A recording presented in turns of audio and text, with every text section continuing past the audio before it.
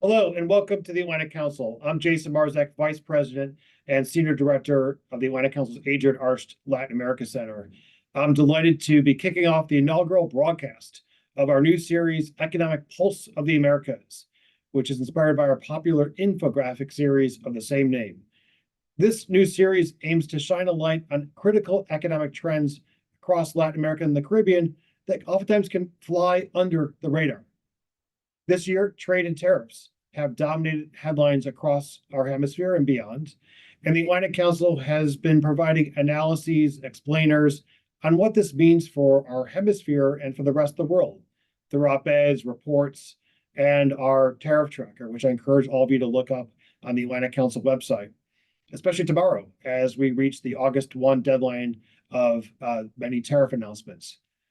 And also, as well as more tariff updates coming today, including news by both Presidents Trump and Sheinbaum of a successful call earlier today with a 90-day extension of the imposition of the tariffs that were previously announced to go into effect tomorrow.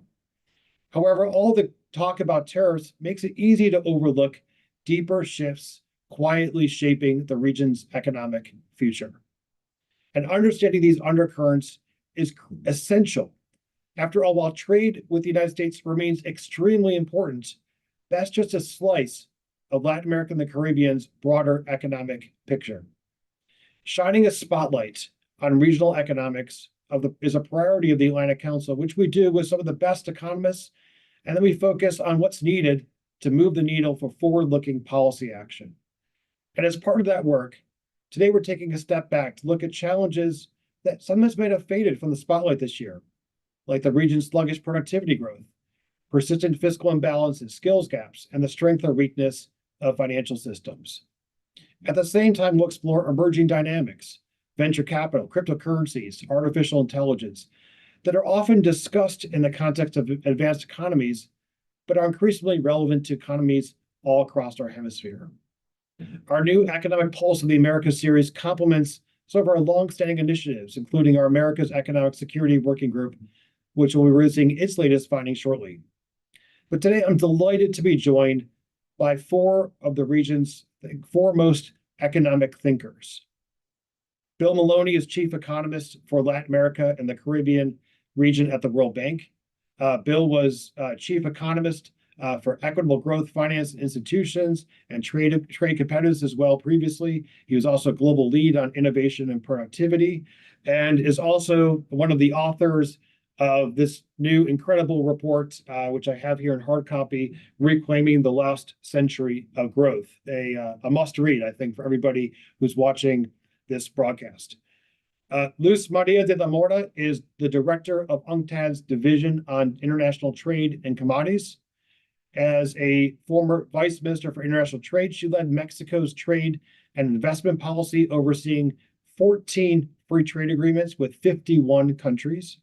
She holds a PhD from Yale University, and as well, Luz Maria de la Morda, I'm proud to say, previously also served as a non-resident senior fellow with the Adrian Arsht Latin America Center before going over to UNCTAD. Great to have you again today, Luz. Ernesto Revilla is Managing Director and Chief Economist for Latin America at Citigroup. He joined Citi in 2015 as Mexico economist, and before that had a 12-year career at the Ministry of Finance in Mexico, where he was the chief economist. Ernesto is joining us from New York City today and has joined us in previous broadcasts, and looking forward to his comments. Finally, Ana Paula Vescovi is the chief economist and partner at Santander Brazil, joining us from Sao Paulo.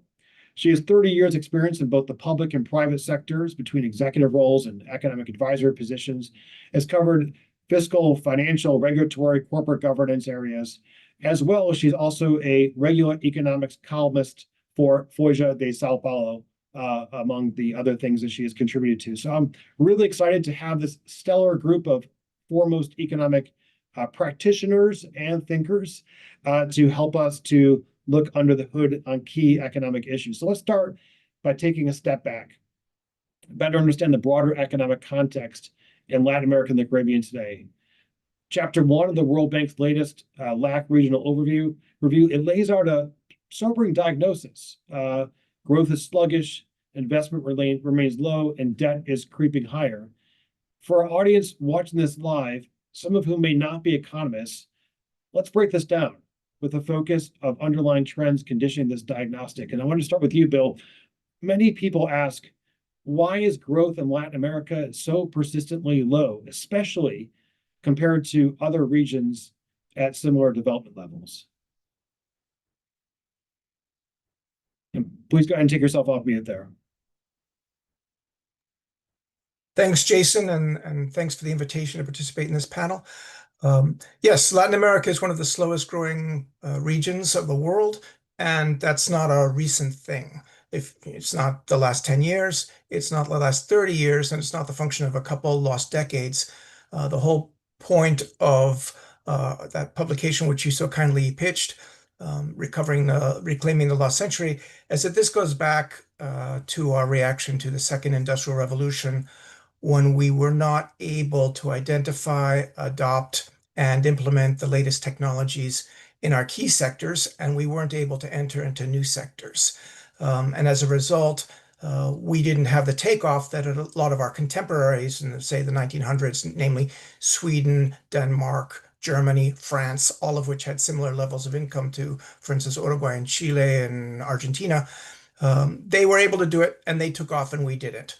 And part of our point of the book is we still find that Latin America still is slow in adopting new technologies, and it's still behind the curve in taking advantage of the new opportunities that technologies is offering us.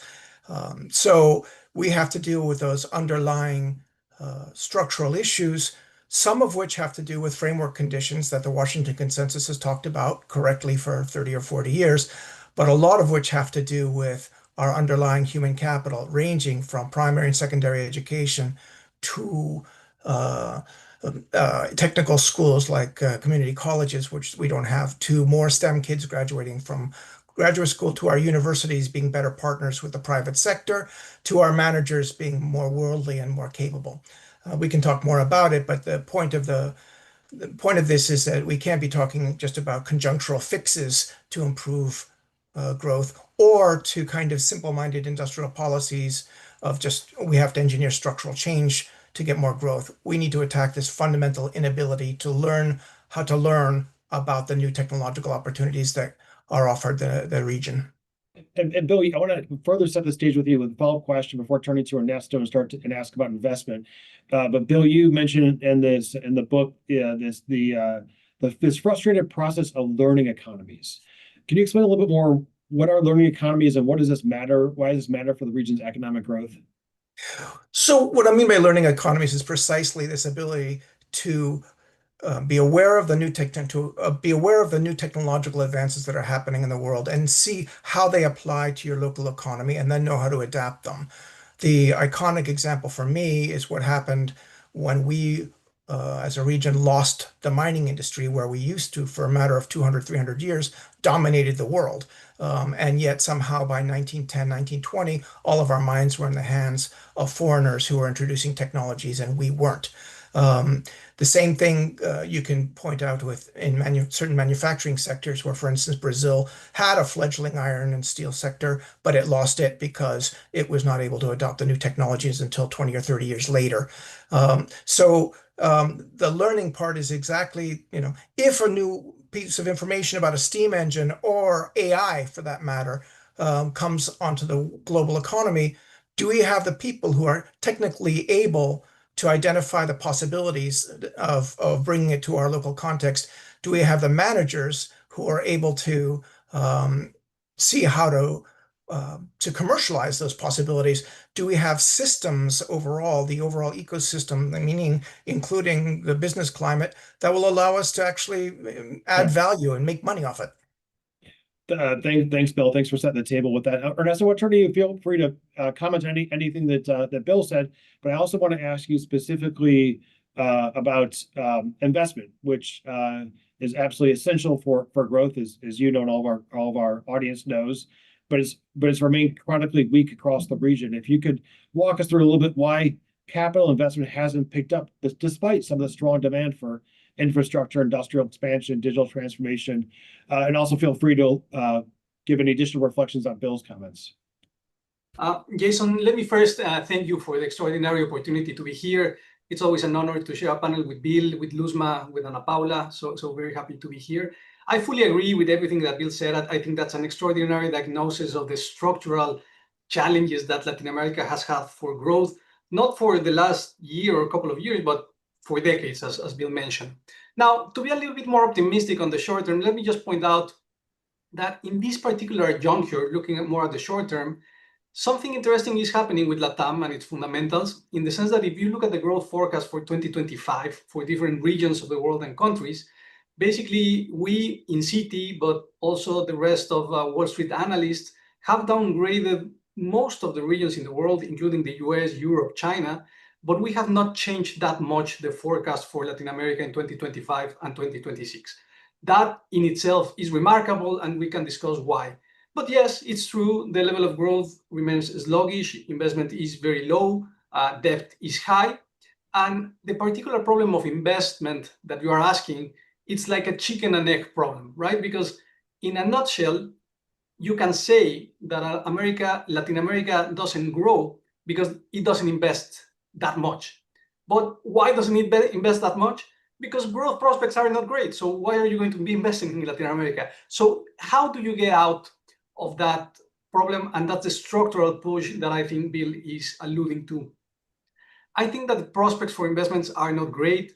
On the public side, there's a lot of concern about fiscal trajectories, which is usually translated that governments will need to fiscally consolidate, and investment, unfortunately, is one of the first things where they start reducing and constraining. So there's not a lot of fiscal space in the majority of Latin American countries. We should move to something different in terms of fiscal authority, something more like intelligent austerity, like some authors have argued for, but there's not a lot of space in terms of public investment in the short term. And on the private investment side, unfortunately, Latin America has had many negative shocks to investor confidence, coming in part through bad governments, and governments that are not as business friendly, not as market friendly. Let me put the example of Mexico with the recent judicial reform. Let's put the example of many Andean economies with governments that turn sharply on the left, and that scared a lot of investor confidence. So we should think about that, and this political cycle is important in the sense of probably being a catalyst for that investor sentiment to change. Bottom line, I think that you need to give trust, as we all know, that you can appropriate the returns to your investment, and there are many bottlenecks and challenges that impede investors to really reap the return of their investments, and we will be discussing many of those challenges. Yeah. Ernesto, just a quick follow-up question. You said you're happy to go into why you haven't changed your forecast for LATAM. Why is that? Yeah, it's a great question. Many things. One is, in relative terms, LATAM is not badly positioned in this trade war, right? If you look at the relative tariff that LATAM is getting, it's lower than other regions and other countries, and that's because the US doesn't have a huge trade problem with LATAM. It has with Mexico. It has a huge trade deficit with Mexico, but it actually has a surplus with the rest of Latin America. That's one. The other one is the fundamentals are probably stronger than they were in cycles before. The weak dollar that we have right now is an extraordinary tailwind for emerging markets in Latin America. So that's helping in terms of external conditions. And I think geopolitics, which we will be discussing also, makes LATAM well positioned in this moment of huge geopolitical reconfiguration and conflict. Thanks so much, Ernesto. Ana Paula, I'm going to turn to you and Sao Paulo before going to Luzma in Geneva. But Ana, if you could, public debt in many countries, including Brazil, has reached historically high levels, which of course then limits fiscal space. From your perspective, how serious is this constraint today? And what are some of the trade-offs the governments face between spending on urgent social needs versus stabilizing debt? And what's your recommendation or your prescription on how to deal with this challenge? Okay. First and foremost, thank you for the invitation. I'm very glad to be with you today. and with my colleagues as well. It's a huge opportunity for us to discuss these matters of Latin America. And in my opinion, the debt dynamics in America Latina today, especially in countries like Brazil, are not simply a macroeconomic constraint. They are a sign of a lack of priorities and a lack of awareness that the public sector cannot do everything for everyone. Ultimately, fiscal imbalances are the result of a lack of institutions capable of mediating collective issues over individual or sectoral interests. When public debt reaches historical high level, as we are experiencing nowadays, the fiscal debate becomes less about numbers and more about confidence. Trust that the government, the institutions will be able to lead the institutions, to lead the institutions to the right thing, the right time, and to do what is needed to do with our scarce resources. So yes, the constraints are serious, but it's not only about hitting some magical thresholds. For example, here in Brazil, we have a threshold that more than 80% to GDP in terms of debt to GDP is worrying. It's also about the rising cost of financing and refinancing the debt and shrinking room to respond to shocks.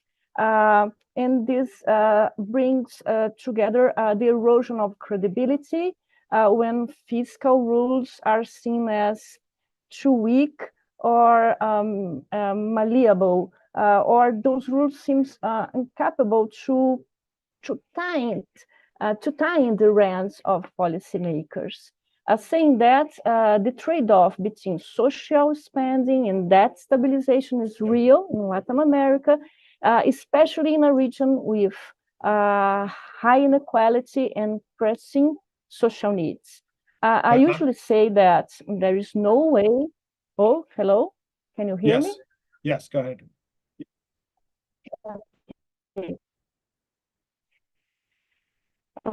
Okay, so continuing, I used to say that there's no way to public accounts, and I usually agree that in social policies, the real issue isn't the volume of spending, is the quality.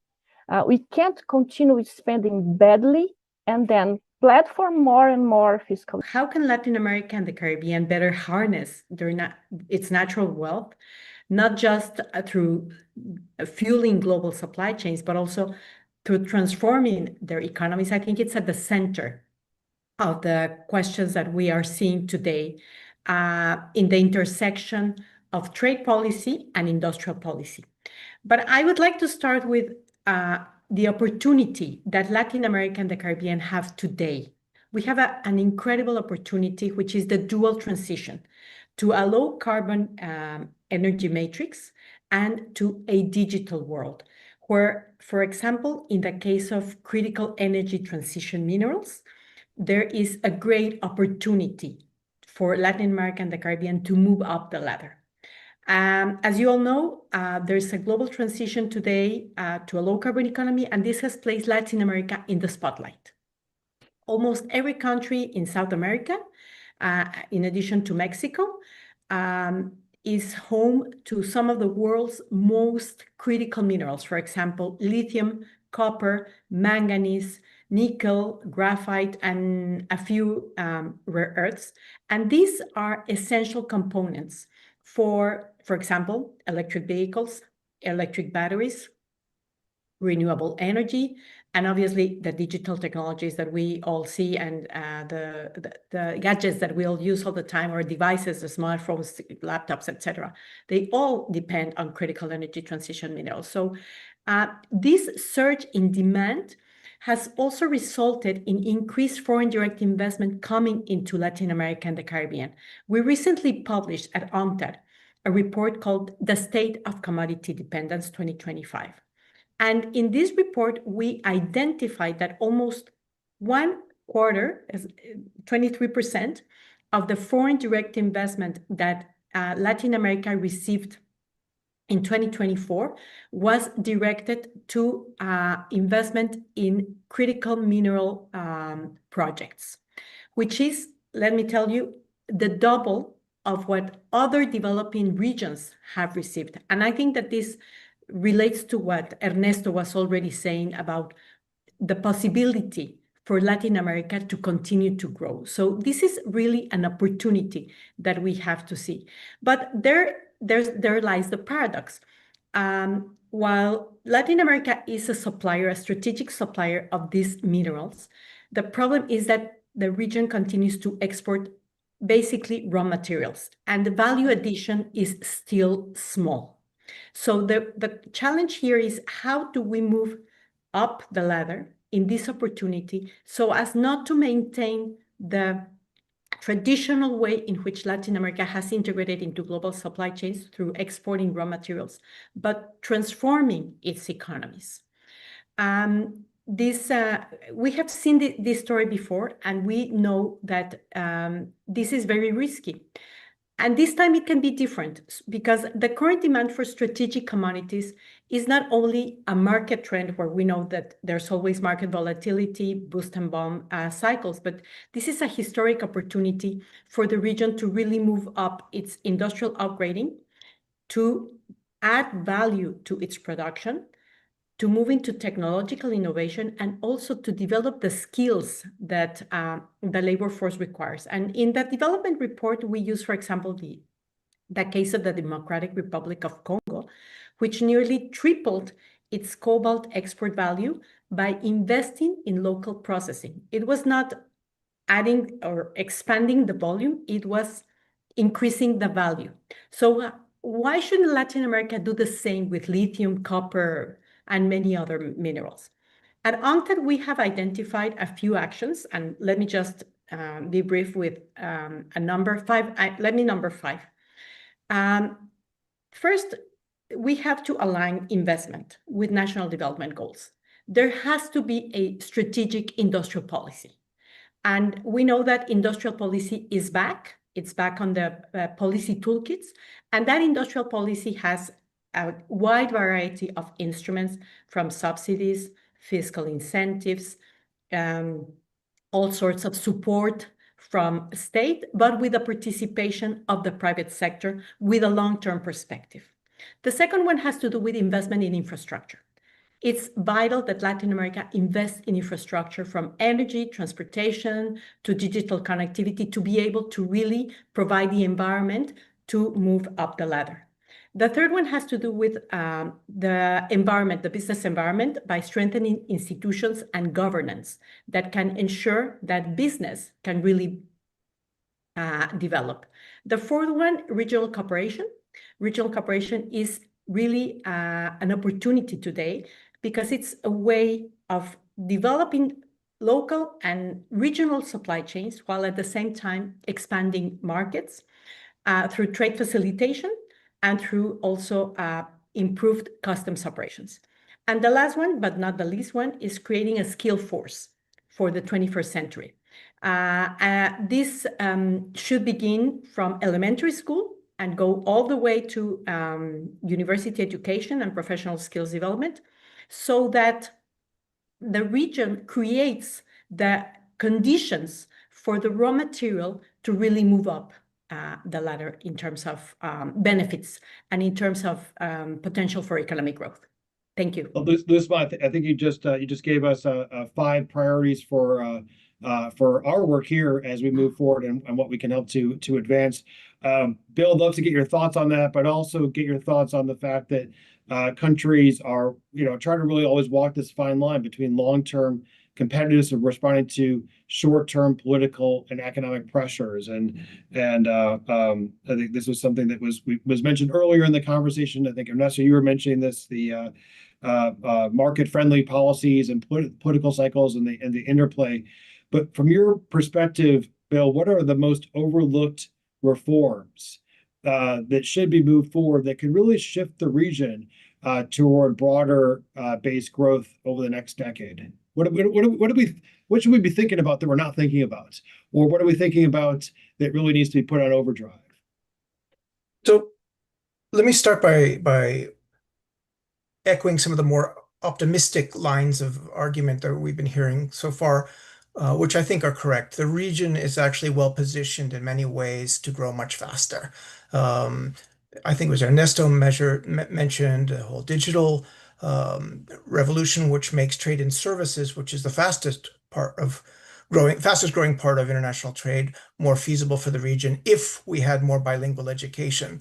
No, it was where did she go? Luz was mentioning the critical minerals that we have. Actually, we're extremely well positioned for the green transition. We have a very green matrix, electricity matrix, which positions us well for being export competitive in a world that values that. And we also obviously have all these raw materials which are in demand. The dog that doesn't bark, but I think is going to shift in our favor, is that of foreign direct investment and nearshoring, which is a little noisy to talk about right now, but I think the center of gravity of nearshoring effort is going to come more towards Latin America over the next 30 years. But the big question is, why hasn't that happened so far? And that's something that Ernesto was mentioning when he was talking about low rates of investment. So we have all these possibilities, but what we need, as you were pointing to, is a vision of, say, 30 years on the part of our governments, and not just the government in power, but just in general, society as a whole, saying we want to be here in 25 years, and that's going to mean we have to do the following things to get there. And there are plenty of role models out there to look at what we have to do. But let's start with education. There's a report that's coming out fairly soon that by the bank that shows that the children of the richest quintile in Argentina have lower PISA scores than the poorest quintile in Vietnam. Vietnam is our competitor in terms of nearshoring and in terms of getting a lot of these value chains that we're looking for. And, if we don't have, you combine that with the fact that something like 25 to 30% of firms in Latin America say they can't expand for a lack of mano de obra calificada, of qualified labor. Okay, we have a major education and skills problem, which starts with the low quality of our public primary and secondary schools, and then goes to our training institutes and the lack of community college type programs for técnicos y tecnológicos, as we say in Colombia, and then all the way up to the low level of STEM graduates we have in our universities, which again have low interactions with the private sector. That whole education agenda is not new, but it's not getting the urgency that it needs. Then we could look at the other things which make us a little unattractive. And the new trend, regrettably, since we're talking about trends, is in the increased violence and uncertainty created by organized crime. That is had been in the region for many years, but it's getting far more intense, even in countries like Chile or Uruguay, where it's previously absent. It is regrettably going to take attention away from the long run growth issues in government meetings, unfortunately, but it's something we have to get a hold of. I'm not sure, was it Ana Paula talking about our lack of investment in infrastructure? We invest about half as a share of GDP as Asia. That's absolutely key if we want to be more of open and trading nations, which we need to be. We can talk about the fiscal issues. They're exactly correct. It's not only that we're having trouble reducing the deficit, we're having trouble just closing the accounts. And there are things we can do. We estimate that roughly 4% of GDP on average in the region could be saved from the government accounts. That's about 12% of the government accounts with improved efficiency improvements.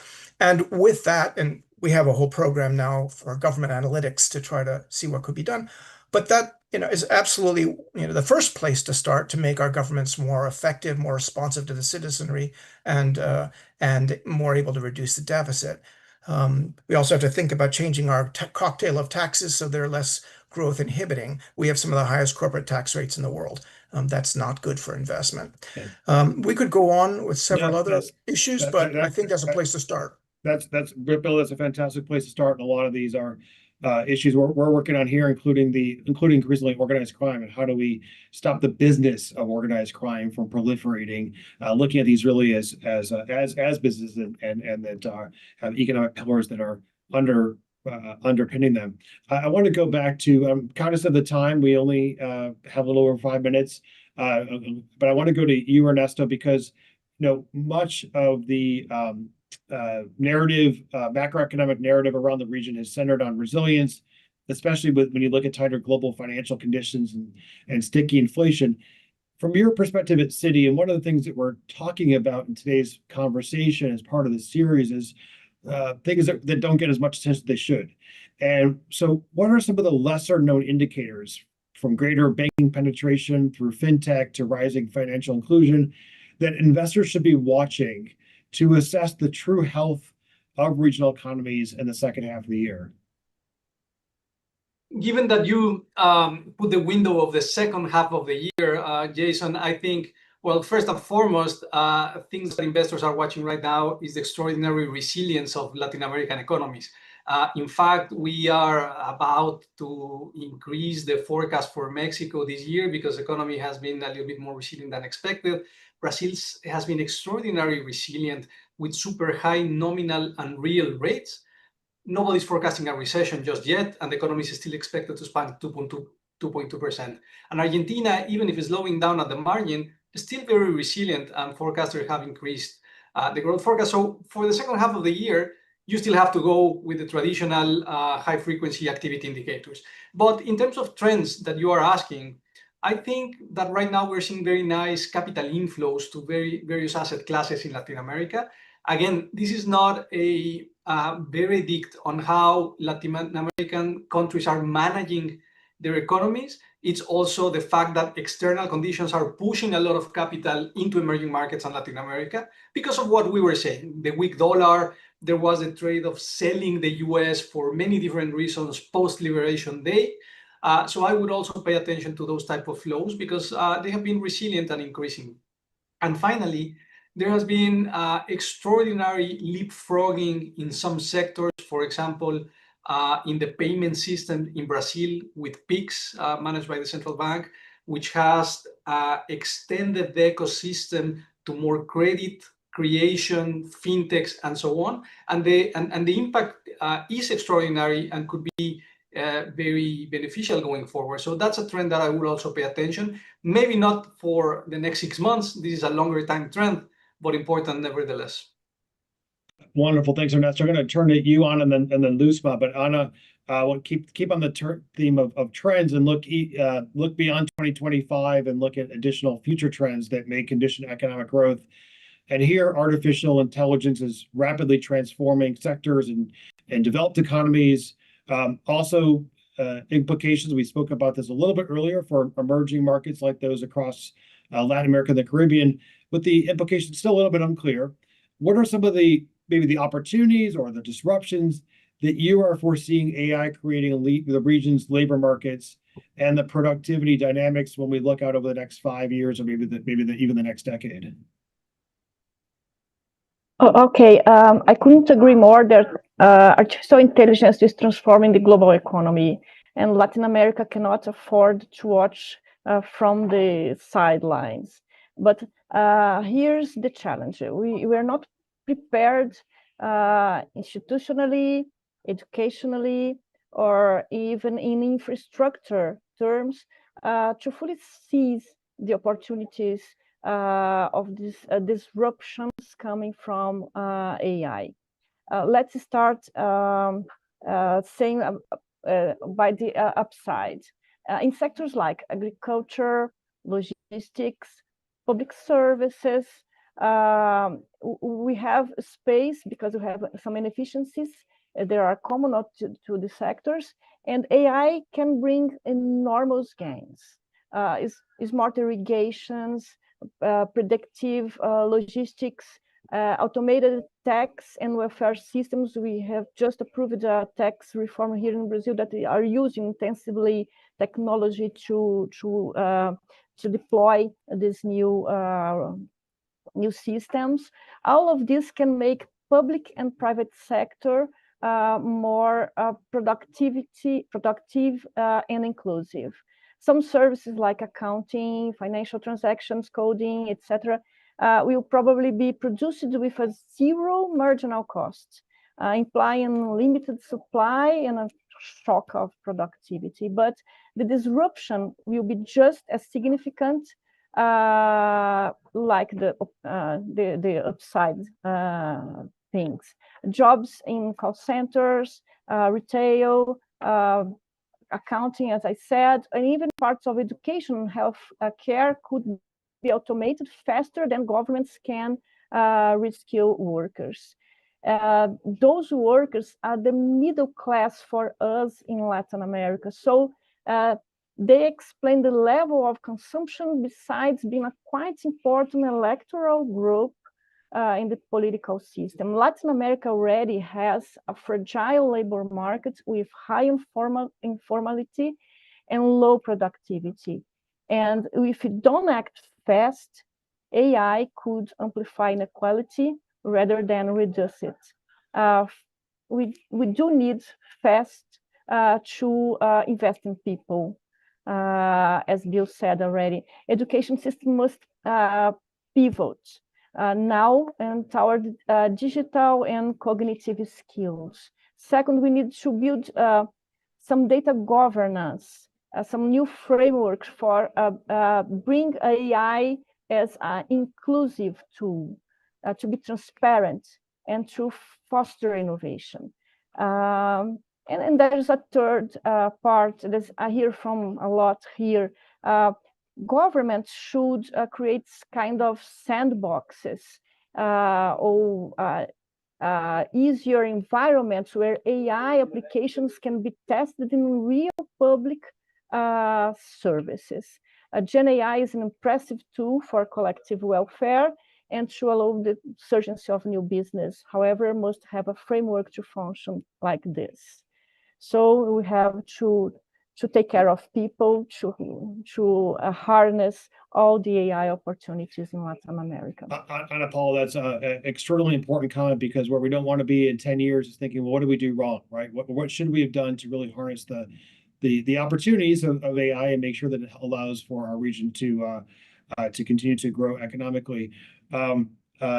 If you don't, the folks online, we're going to just I'm going to make sure to get one more additional question here, since we lost a few moments to the brief power disruption. But Luzma, I can't end this without asking you about the fact that we've had decades of inter-region integration efforts across the region, but still inter-regional trade remains stubbornly low. This is especially when you compare it to Asia or when you compare it to Europe. And from your perspective, what are some of the main structural policy barriers that are holding back regional trade, and what needs to be done to greater unlock that economic integration across countries? Because when you look, one country sometimes on its own, there isn't as much of a kind of opportunity, but greater interregional trade, greater opportunities for coherence across borders just unlocks more potential. But it's been stubbornly low in the region for so long. Why is that, or what do you see as an opportunity to be able to unlock this challenge?